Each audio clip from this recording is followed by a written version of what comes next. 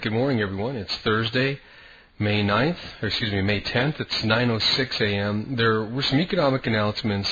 There are also some speeches going on right now. So there's been a lot of activity over the last hour or so, which is why I wanted to delay this a bit. You're looking at the daily bar here. Remember, we're looking at this trading lane, pushing the market higher. We've got a long-term trend move to the upside. Midterm trend is also up. Short-term trend is still sideways. So let's go ahead and zoom in a little bit. What we're looking at here is the flag pattern, which has been forming up over the last couple of weeks. Here's the bottom of it. And you can see this channel pushing to the downside is getting right back into this old support zone. If you remember, we've been looking at this. There's the high from January. Here's the high from the beginning of December. The market is once again sitting right here at the bottom end of the support region. So we're also looking at a double bottom possibility. So we've got a trade that's setting up right as we speak. Let's go ahead and zoom into the 4-hour bar.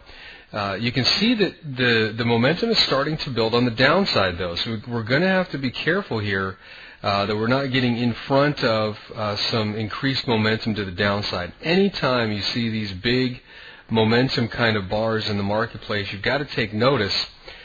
This prior 4-hour bar, though, you can see that the market did push up off of the low. You can see here's the low of the bar. Here's where it closed. So you've got some distance between these 2 points, indicating that there's still some buying going on down here in support, which is, that's a good thing. And we need to keep in mind that the market might be just giving us a spike reversal down here.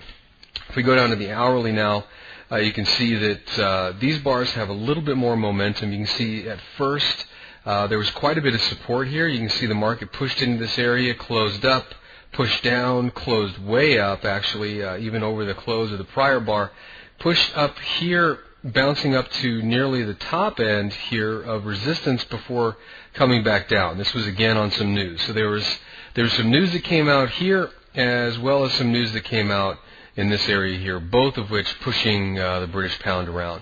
So if we're not careful, though, we can get sucked into all this enthusiasm.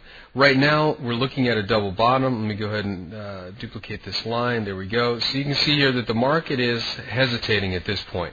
However, you can see that the 3-bar reversal is pretty distant, meaning there's a lot of momentum pushing down. If we go down all the way to the 15-minute bar here, let me let it refresh. You can see that once we let this 15-minute bar close, we're going to count back 1, 2, 3.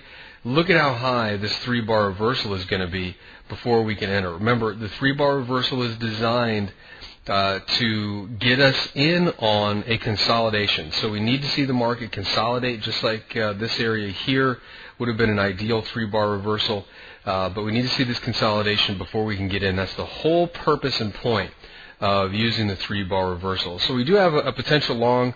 Going to have to wait to see how it forms up. I don't really have a target area, although I'm expecting that the reversal will probably break out here above 98.60 on the long side. I'm not really looking to go short around here on a break of this double bottom, just because that in my book is a pretty risky trade. So I'm waiting to see if this thing can hold here, get a reversal back up to the upside. I'm looking for a profit target here at about the 99.20, 99.25 area.